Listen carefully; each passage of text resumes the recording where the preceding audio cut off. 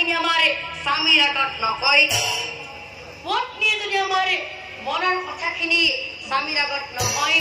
তেনেহলে কাৰ আগত কব গতিকে কোৱা কোৱা প্ৰিয়ে কোৱা কোৱা কোৱা কোৱা তেতিয়া ৰাণীয়ে ৰজাক চাই কৈছিল কি কৈছে তেনেহলে শুনক স্বামী